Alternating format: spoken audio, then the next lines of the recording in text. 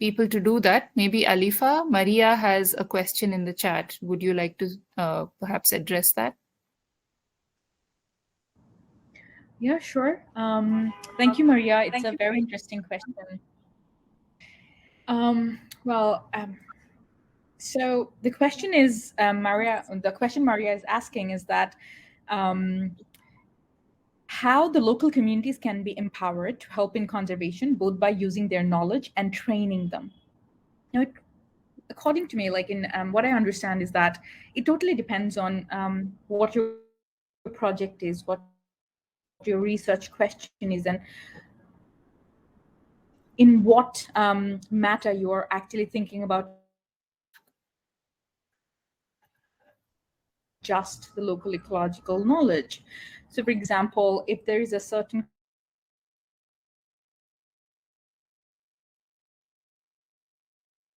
to the people whereby they have the ability to decide for themselves in terms of what can be done, what can't be done, or they have the power to sit in the table where all these policy decisions are being made.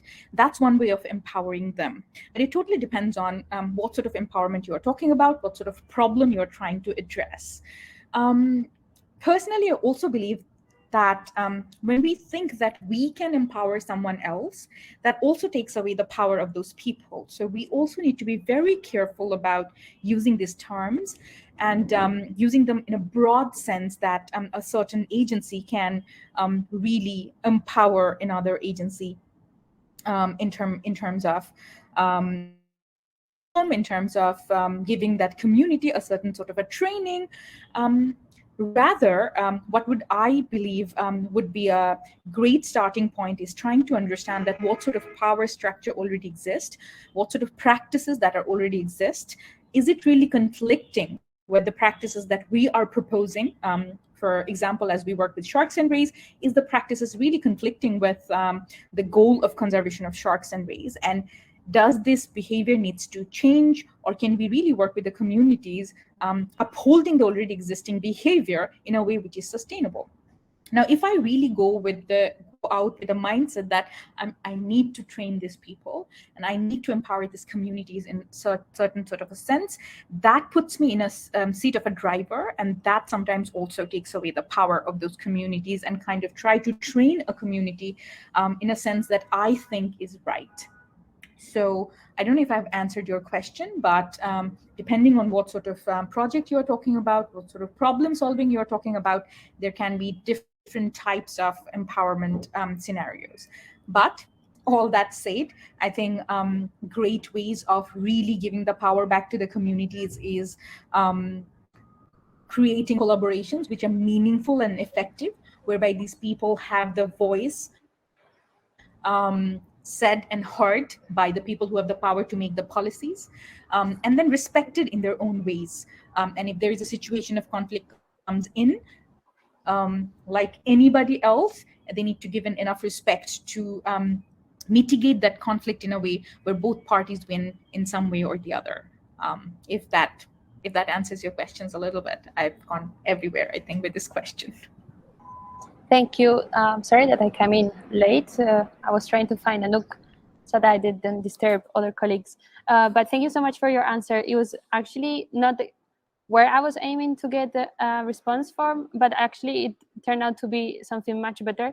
I really liked that you said that we take away the empowerment from themselves if we actually say like, oh, we're gonna empower you. And this is a really good point to think about, I think. And sometimes I think it's a little bit left behind, but it's really interesting. And following on that, I was wondering, how do you come across these local communities? For example, say I want to work with fishermen and trying to make them understand that they have to cut down on catches in some area because they're damaging the seabed or something. But I don't want to be like, oh, you have to stop doing this. And at the same time, of course, they have a lot of power because they're the ones that are at the sea all day, and they're going to have much more information than we do. So how would you come to them by empowering them, but not saying, oh, I'm going to empower you? So how do you do this normally? Divya, do you want to take it? Or No, I think you can maybe continue, and then I'll pick up from there. Okay. Oh, sure. Yeah, I mean, this is a great question as well. I think from my experience, the best starting points are going without an agenda. So not going without an agenda that, oh, I am going to cut down the fisheries and I need to make them understand that we need to cut down this particular thing, which probably is really the goal that we want to reach down to.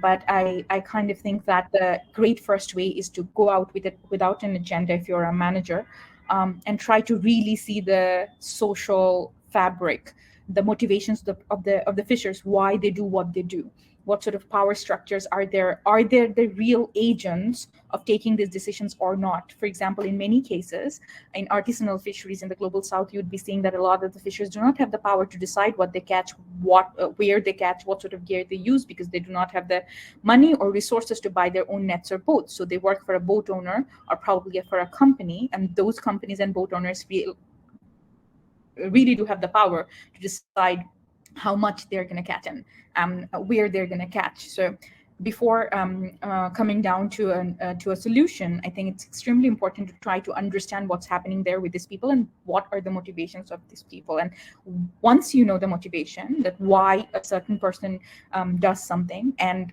why that person cannot do something that we ask them to do, then finding out a solution of how to do something like cutting down the fishery, or doing some spatial management like area-based conservation, or even designing incentives, like what would help these people to not do something that is harmful for a certain species I'm interested in. So I think understanding those very basic things is the first to do, and then try to come up with solutions. And in many cases, you would be actually seeing that fishers themselves are coming up with solutions from existing practices they probably used to do.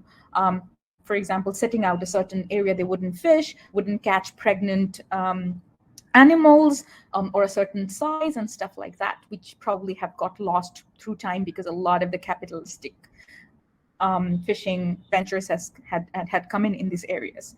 So I think, yeah, the best first thing to do is go out and try to answer these questions before designing the solutions.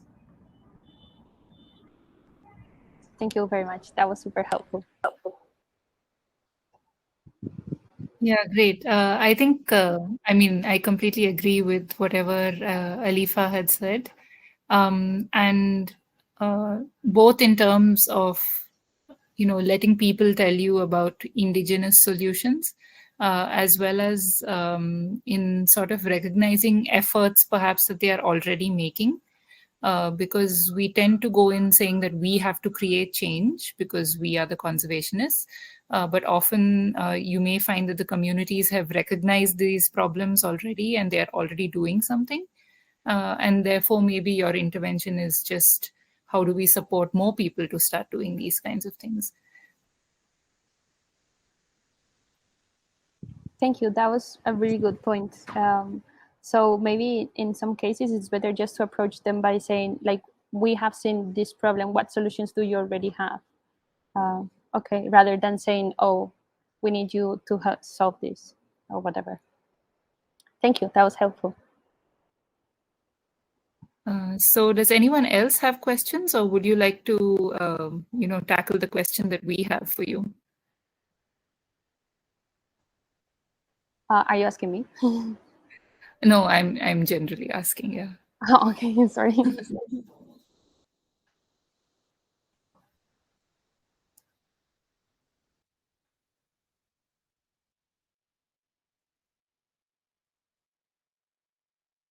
I do not know. Okay. Jean has asked, I've found interviewing fishers here in the Philippines about sharks and rays is a bit more challenging than chatting about other fisheries. There's a general perception that all sharks and rays in the Philippines are protected species. So some people aren't responsive or give vague answers. Trisha, do you think that you faced issues like this? Yeah, definitely this can come up sometimes. Even though in India most shark species are actually not protected, but it's definitely a perception that exists that they are, especially if fishers catch something that's large. So then they tend to be a lot more hesitant while talking about it. But it really depends on where you are, because some of the sites I worked in, this is a much more contentious issue and people are unwilling to speak about it. Whereas in other places, sharks are much more low value, and in that case, people are actually very happy to talk about these species because they don't really realize that they are endangered or that some species are protected or that they can be a sensitive topic. So they actually chat quite freely about it. So I think you really have to understand that local context and see what might be sensitive where, and then how you need to approach this problem. And I think same probably goes for other marine species such as turtles and dolphins and such as other things. Yeah. Yeah, and I think it may have a lot to do also with the relationships that you build with the communities. So if you have more, say, long-term relationships, and you have built a certain element of trust with the communities, then they might find it easier to talk to you about it versus you just sort of going in for like 10 days of doing interviews in a place where nobody knows you. So I think that's sort of the difference between, say, how a social scientist might approach asking sort of difficult and contentious questions versus how an ecologist might consider approaching it, but then not actually get the responses. Alifa, do you want to add something? I completely agree with both what Divya and Trisha just said, that context and time is cannot be like I think context is absolutely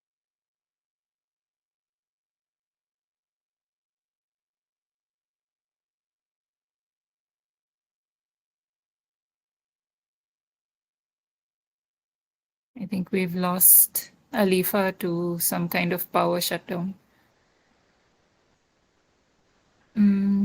Lavina, would you like to ask your question on the chat, or are you requesting to come in?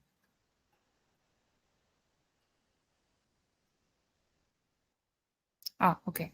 So the question is on the chat, and this is directed to me. What were the seasons where the fishers were observing no fishing? And what were the species they were focusing on? Was it based on coastal or pelagic waters? So I think it was very, very localized. And so there was no specific season other than, say, the monsoon when pretty much no one went fishing except for a certain small period. But there were other times of the year that people would decide not to fish in particular, say, near shore reefs or things like that, just based on what they were observing happening in the water. So this was a very dynamic process. It wasn't as if, oh, this is January and therefore we are not going to fish in place A. It was more based on what the catch was looking like at that particular time, and uh, what they were thinking about with respect to how their fishing was going, and that would help them decide whether they wanted to fish in a particular area or not. And mostly the fisheries that we are dealing with are coastal fisheries. Um, at least in Ratnagiri and Sindhudurg, they do go out sometimes really far, but the people that I was talking to were, near shore sort of fisheries. And so the areas that they were talking about not fishing were also near shore.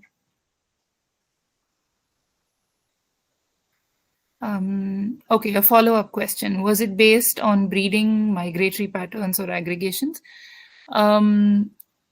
I am not sure that they used these kind of ecological terms to really figure out when to stop fishing in which location. I think it was more based on the type, what they were seeing in their catch, and whether it was enough for them economically, as well as whether it was making sense in terms of if they do catch a large amount of juveniles, at that time, at least there were no other industries in which those juveniles could be fed into.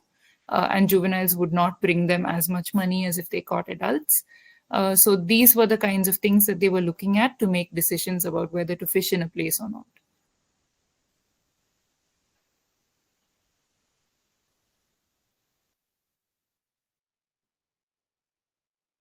Okay. Any further questions?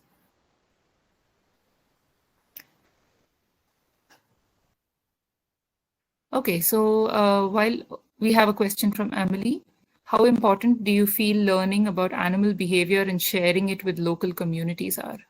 Alifa, have you done anything like this?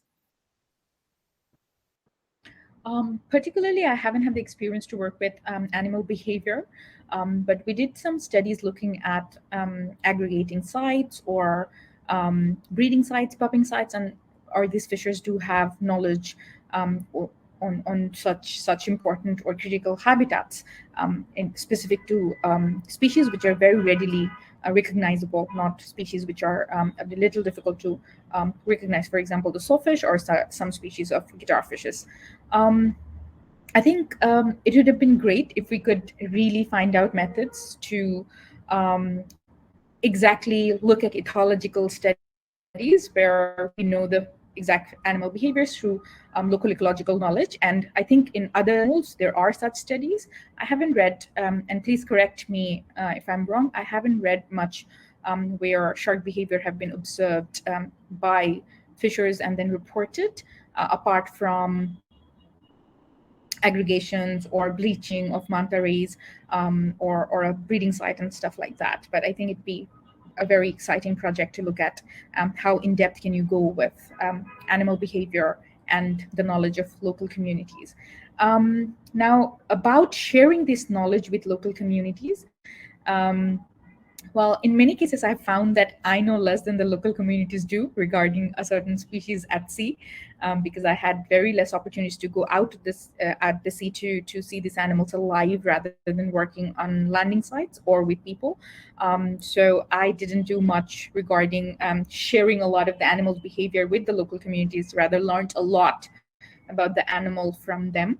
But for one of our awareness programs, we did talk about sawfishes and why they're caught and where they breed and pop, which I kind of felt like that nothing new that we were talking with the fishers. But thank you for your question.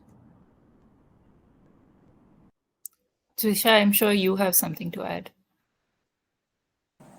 Well, my experience is quite similar to Alifa in that I haven't worked on much of behavioral stuff, but I'm just looking in the chat where Amelie is given an example of when people learn about dolphins recognizing themselves in the mirror or orcas having names and dialects, people tend to be more empathetic towards the species. And I agree, that is something that I think I have noticed generally around me. And I guess one of the small examples I can give where I may have worked on something like this is that while most fishers, as Alifa said, have a lot more knowledge than we do about most of these species, but there's still certain things that they sometimes learn from us in terms of the more, maybe some of the more scientific aspects, like not all fishers could distinguish between male or female sharks, or while they had a lot of ideas about their reproduction and their breeding habits, they were still maybe not always aware that a lot of shark species and ray species are live birthing and things like that. And when I would discuss these points with them, they would get quite interested and they would be like, oh, is that how it works, or is this the difference between a male and female shark? So those little points was something that was actually quite fun to have these discussions, because I think we were sort of learning from each other, and we did some outreach about these things as well based on some of these questions that we got from the fishing community over years of working there, and the things that we thought they were curious about, and then kind of sharing some of those facts back to them. And I don't know whether this did have any impact in terms of making people feel more connected to elasmobranchs, but I would like to believe that that was the case. Yeah. I just wanted to share two examples. One where there was a fisherman who attended a seminar, and then learned something about the breeding biology of not of sharks or rays, but of lobsters. And until then had been really into lobster trade. And once he realized that there were all these things that you could do to just ensure that lobsters continue, like you can see their egg sac outside, all their eggs outside the body, especially when the females are breeding and so on. And so ever since then, he had completely changed his practice and ensured both that he would take care not to catch the breeding females, and if by chance they were caught, he would always return them to the sea. So for this person, attending this seminar made a huge difference. Whereas there are other fishers who felt like, learning things from seminars and books were not useful at all. And briefly, there was a dive operator near where I worked who used to allow fishers to go diving once in a while, like on Discover scuba dives. And I guess these fishers had never really seen the animals behave underwater. So they basically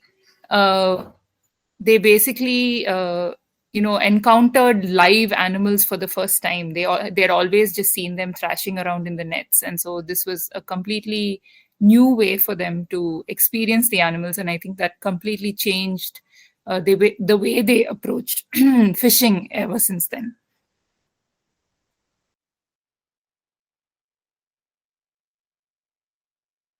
I think Jean has some questions for Alifa. Do you want to take that? Yes, I think Jane also asked it in the previous session. So it's regarding bycatch and using the standardized definition of bycatch, which I found extremely difficult for sharks and rays. The standardized definition of unintentional catch in many ways doesn't really go for different types of fisheries of sharks and rays. And my experience is from Bangladesh, and that can be similar in other areas. But do correct me if your experience is different. So in Bangladesh, I started using the broad term of bycatch with all sharks and rays because none of, apart from one single fishery, none of the other fisheries were catching them intentionally. But then again, the question comes that they were not discarded, not a single species, even the most low-cost species were not discarded. And they were very desirable as well, because that was a little bit of an extra income apart from the target catch that they go out to catch. Now, the question really is that if a single shark is not caught in that particular fishery, it's not that they're unhappy, they had a different target catch. But if a shark is caught, they would retain it and then sell it at the market. So it's desirable, but not to the extent that they would do something extra to catch it. So I kind of use the word that desirable, non-discarded bycatch. But we also had targeted fishery, of course, and that was easy to define. Now, I think for sharks and rays, in most of the fisheries where there is a market, especially for high-priced species, it's probably not a bycatch as per the definition goes. But then again, I always found it really difficult to define in any other way, like secondary unintentional catch. But then again, that kind of gives a connotation that they probably, in their mindset, they would do something extra to catch it, which they don't, but they would love it if that's being caught. So it's a very important question, Jean, and I think it's something that we need to think about and probably, find out appropriate words to define different actions under the broad umbrella of bycatch. But for me, I kind of used very generic terms as desirable, non-discarded bycatch, if that answers your question. But I'm sure Trisha and Divya would also have very interesting insights in that.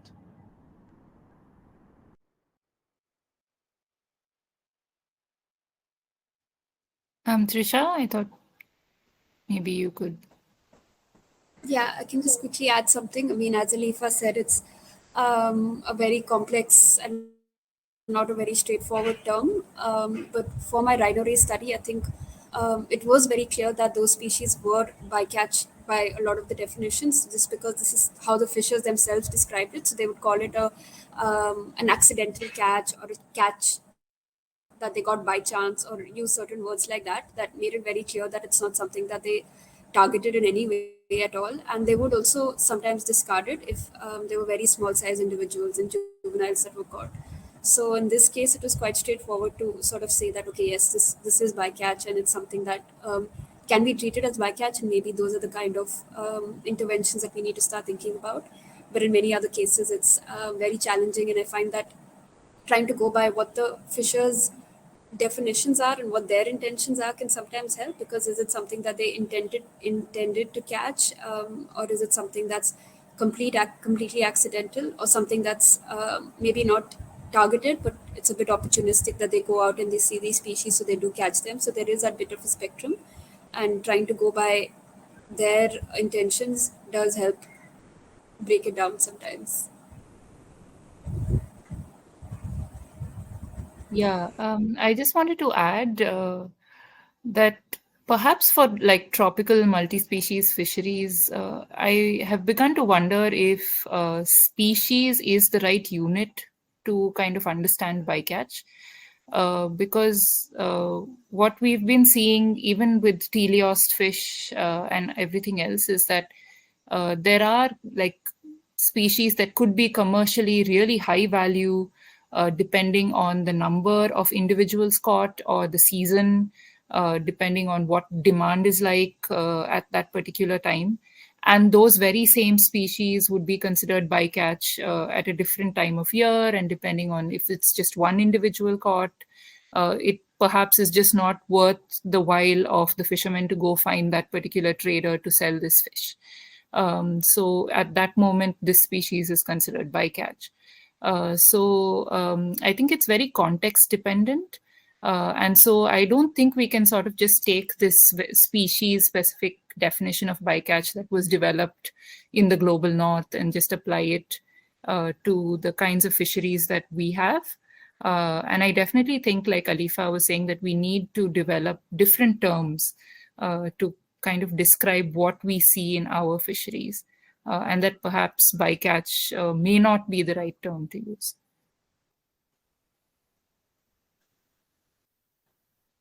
So now moving on to Patricia's question in the chat, where she says, in Brazil, we have a predominance of male fishers and very few female fishers. Alifa, I think you touched on this yesterday, but what would be your best advice when gender issues interfere with interviews?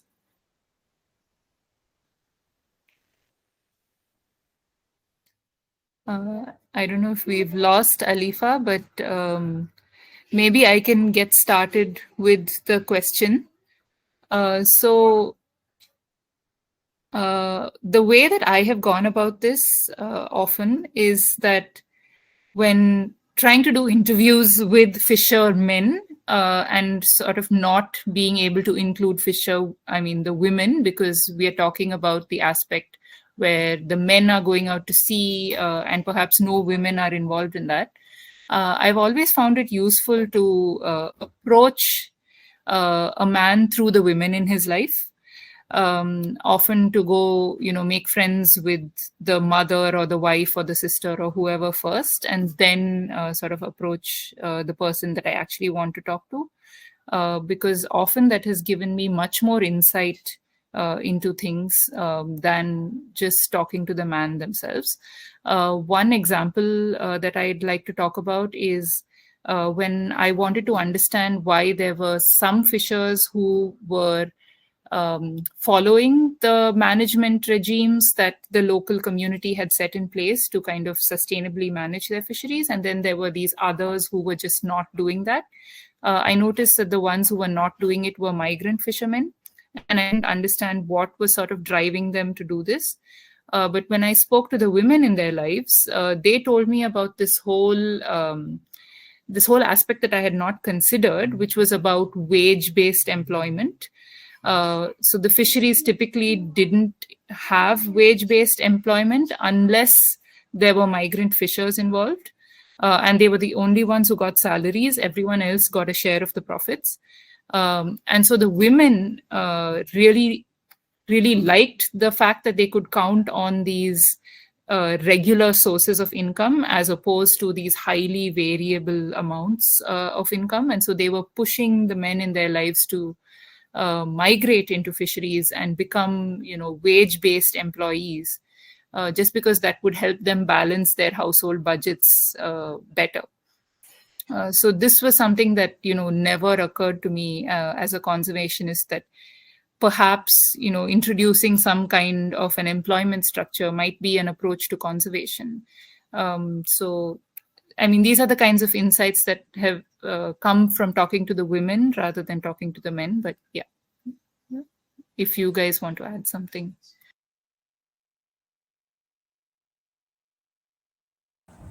I really liked your point, Divya. I think this is something that I'm trying to do a bit more in my work as well, because I agree that the women have absolutely very different insights, and sometimes we tend to overlook them because, yeah, they may not be the ones going out to sea. But yeah, unfortunately, in my experience, when we do have to speak to the fishermen, it is quite challenging if you're a female researcher and trying to build that trust. Even if it's a very friendly fisherman, he does often not feel as comfortable speaking to a woman, or even revealing certain things that they would otherwise reveal to male researchers. For example, in my study with the guitarfish and the rhino rays, we found that fishermen said that they enjoyed consuming these species with a drink of alcohol in the nights after a day of fishing. And this is not something that they revealed to me, but to my male colleague. So it's not something that they would say to a female researcher in most cases.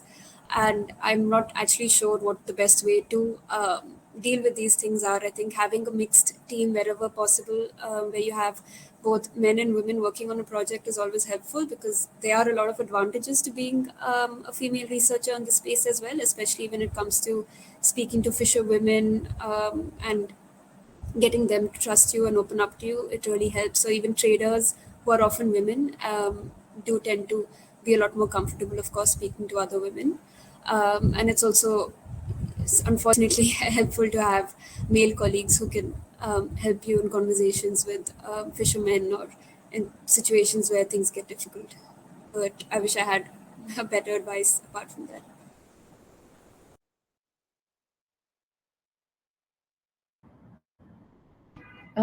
Absolutely. I mean, I absolutely agree with what Divya and Trisha just said. This is a very interesting aspect missing, especially from my study as well, which I didn't have the opportunity to look into the woman perspective, especially in fishing families in Bangladesh. You wouldn't find a lot of artisanal women fishermen, because there is this very interesting taboo in the coastal areas that goes by, that woman can't board onto the boat, because that kinds of bring in an woman and you wouldn't catch a lot of fish.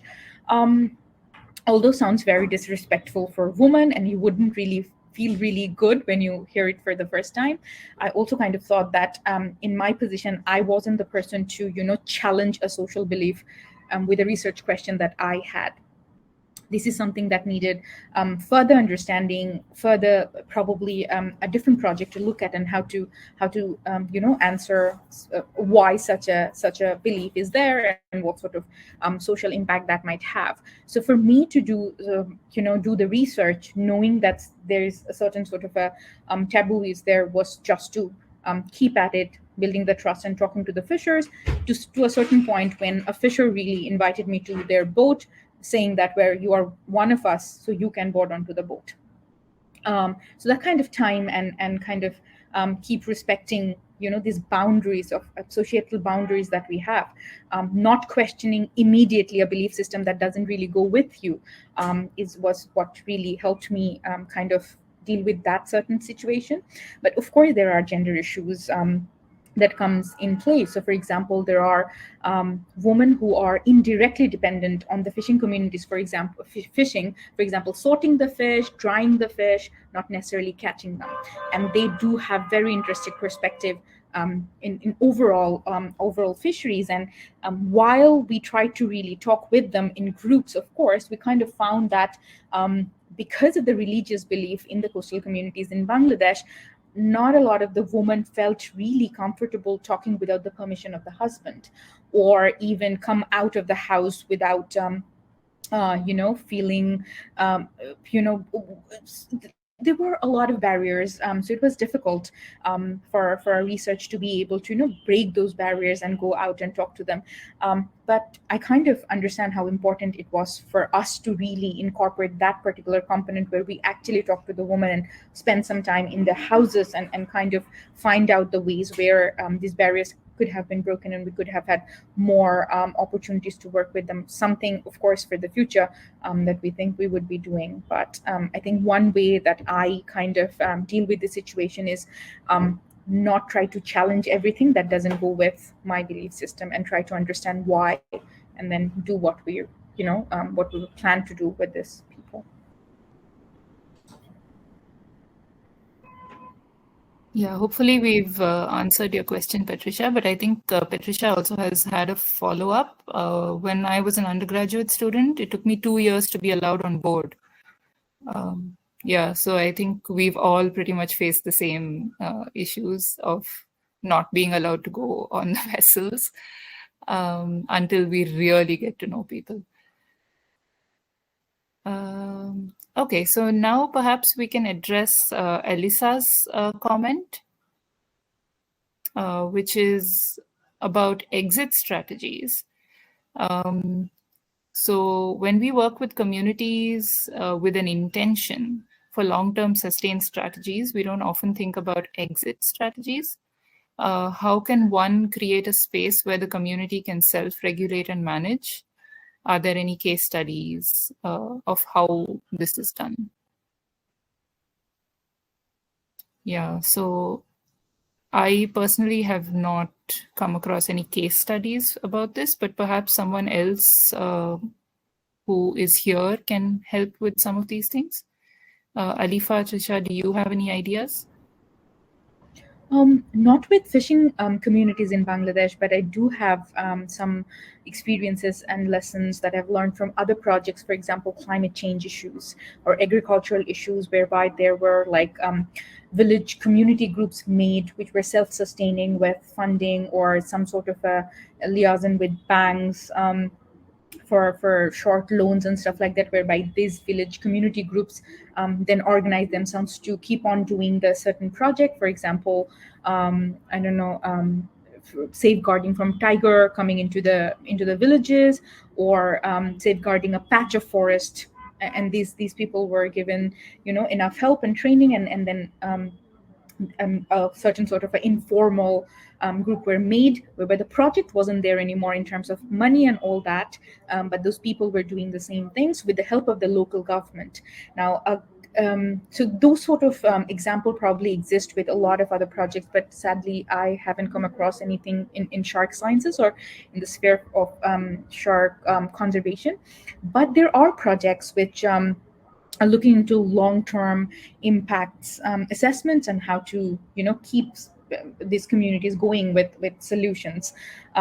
This is my first experience of writing a exit strategy was while I was writing for a grant, whereby there were a specific section that you need to have an exit strategy from the project so your solutions work.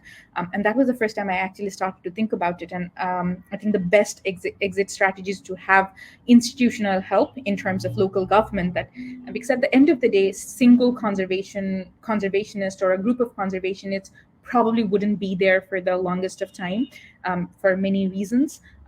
But the authorities who are, the government authorities and other bodies who are there for as long as the state is there, need to take the responsibility. So if you can really affiliate these bodies within your project and your learnings and your solutions, and if they take it up, I think that's a great exit strategy for a project.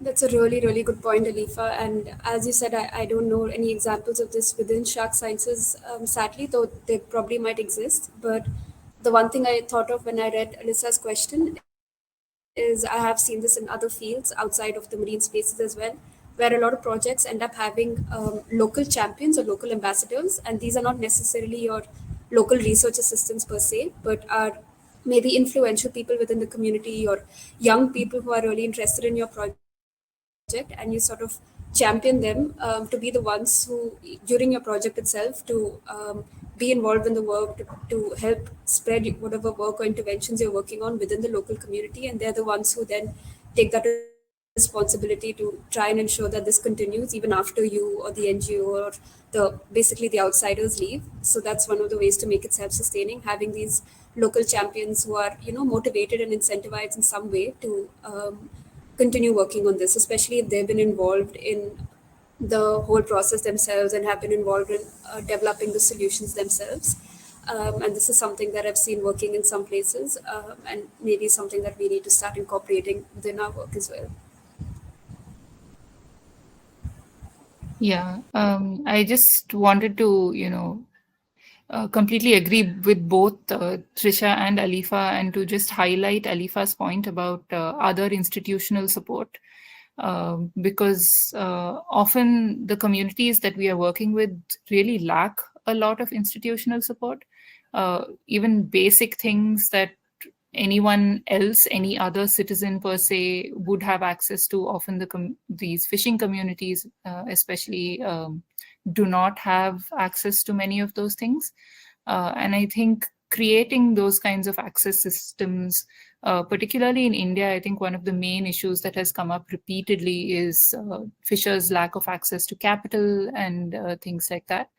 And although we are, conservationists at heart, we do have to start thinking about these other larger issues, kind of structural issues that are plaguing communities.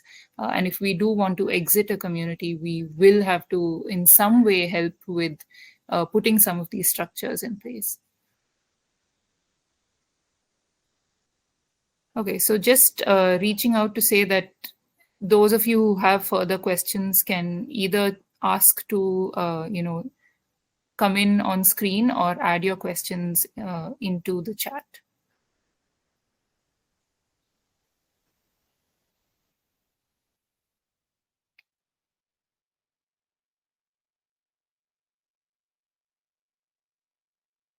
Okay, so now I've kind of lost track of the whole chat now. So if anyone can see questions that we've not answered.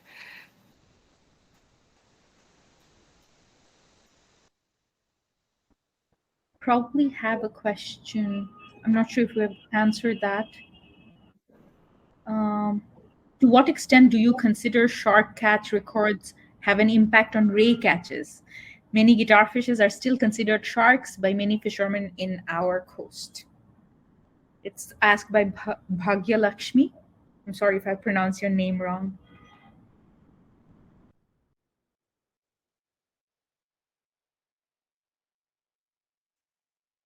Trisha, Alifa, any responses to this?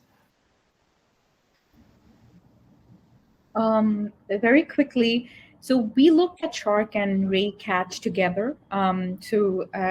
Particularly, I haven't looked at if any certain shark catch have an impact on ray catches, but it seems like a very interesting question. Some of the species of sharks and rays do overlap in terms of their habitats. Some don't, especially in the shallow waters, coastal areas where we work. There are a lot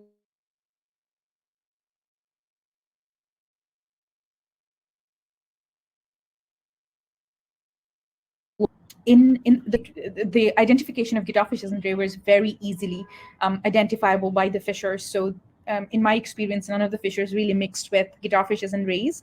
But yes, there could be some misconceptions around that guitar fishes are shark, which I haven't encountered as well.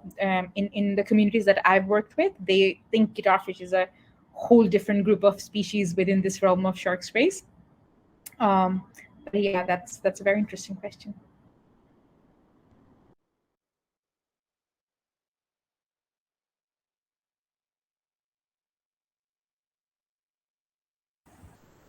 I think the only point I can add to this is that given the value of the fins, which is one of the ways I think I've noticed people relate sharks a lot to guitar fish and wedge fish, because of course a large size guitar fish or wedge fish, their fins are sold for I think even higher prices than shark fins. So that's one way, and one of the few rare cases I've seen communities relating guitar fish to sharks, and perhaps even like targeting them or catching them because of the the fin value. But aside from that, as Alifa said, I think in most cases communities tend to think of them as something separate entirely and not necessarily related to sharks. So it'd be interesting to see how these things might relate.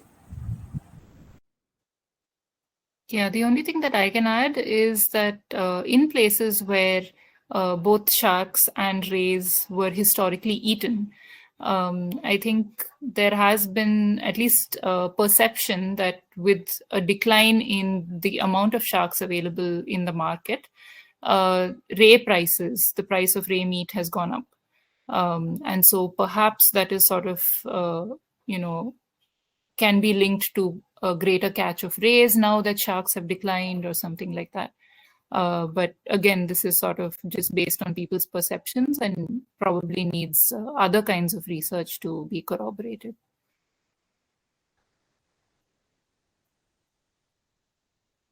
Yeah, so we're down to like perhaps the last 10 minutes of this discussion. So if there are, any further questions or anyone wants to say something, you have a few minutes in which we can discuss perhaps a last topic.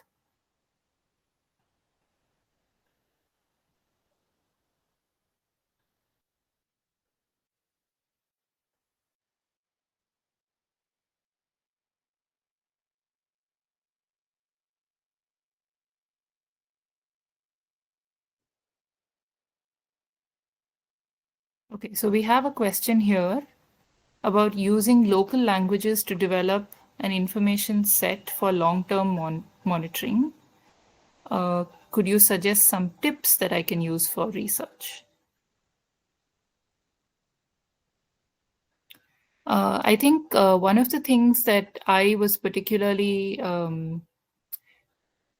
kind of made to realize is that the use not only of language itself, but also dialect is really important when trying to develop any kind of tool for getting information about species, if you are interested in getting information about species.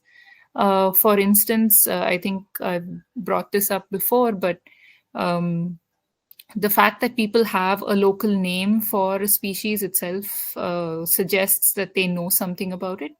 Whereas if they've kind of borrowed a term from a different language, it often suggests that they perhaps have traditionally or culturally not really been interacting with that species. I can use the example of certain dolphins. So the nearshore dolphin species had a local name in the local language and the local dialect, whereas the distant water dolphin species, they just call them dolphins, the English word, which suggests how little they know about them. So that immediately tells me that I can probably ask a lot more questions about the ones that they have the local name for versus the ones that they don't. So these are the kinds of things where language makes a huge difference.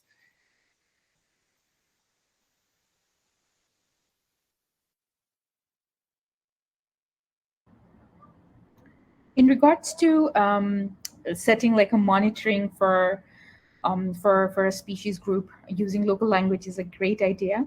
So for our research at the beginning of landing site survey, what we did was use laminated photos of the species which were distinguishable to some extent and some species which were not distinguishable by the naked eye if you do not have any training. And we sat with experienced fishers and kind of gave them to identify these species and kind of saw their responses if they can agree with a certain name for a certain species. And there were some species very easily identifiable and they had a local name for it, and everyone was saying, yes, this is the species. But for some species they said, no, this is probably that, or this is probably that, which gives you an idea that morphologically probably that species was not so readily identifiable to them. But to some extent, where there is an easily identifiable mark on the species, like a spot or some sort of a distinguishable characteristic, it was very easily identifiable and they had a name. So we just listed those names against the photo and then differentiate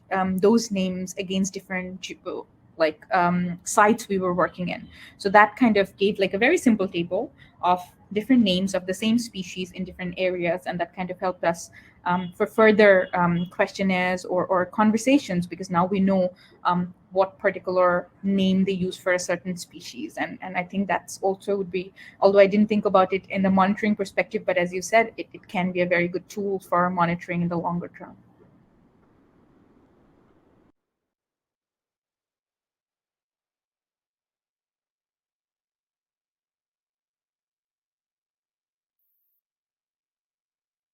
Okay, so we have a question from Nasiba, who's asked about sharing tips to keep the discussion focused on the topic of the researcher's interest, even though perhaps a more holistic discussion is what the fishers are more interested in.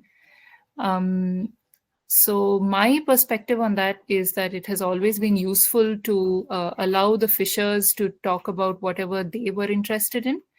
And then when I was doing my analysis, to focus on taking the bits of the data that were relevant to perhaps the shark and ray question for the shark and ray part of whatever I wanted to write. Because the larger context that the fishers provided was always very useful, both in terms of improving my understanding of the situation and in terms of suggesting possible solutions if you are solution-minded. So there have been times where interviews have taken many hours, just because people wanted to talk about various issues and then finally kind of get to the point that I was interested in. But I've still always found those useful. And I would definitely suggest that if you are interested in doing any kind of study of local ecological knowledge, that you should plan to have a lot of time on your hands to allow people to talk about whatever they are interested in, and then focus on what you want to focus on during your analysis. And just to add a quick tip to that, I mean, I absolutely agree. And I think it's also sometimes a bit wrong of us researchers if we keep pushing our own agenda and only pushing the questions that we're interested in, especially when it comes to things like sharks and rays, that for most fishermen, it's only one small part of their catch, and they have a lot more things going on, a lot more issues, a lot more species that they see declines in every day. And it's good that we listen to it, not just that because it helps build our own understanding and context, but because it gives them an opportunity to share these things as well. And it's nice to sort of have that conversation rather than it being very one directional.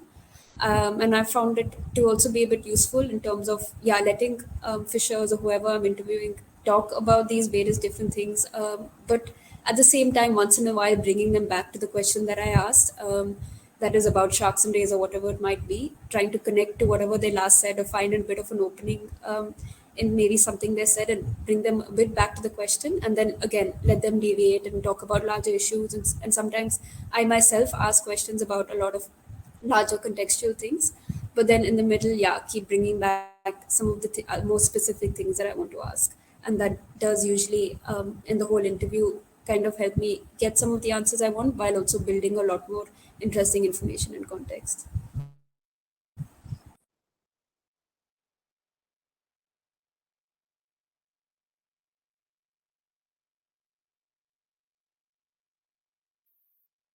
Okay, it seems like we have kind of run out of time already.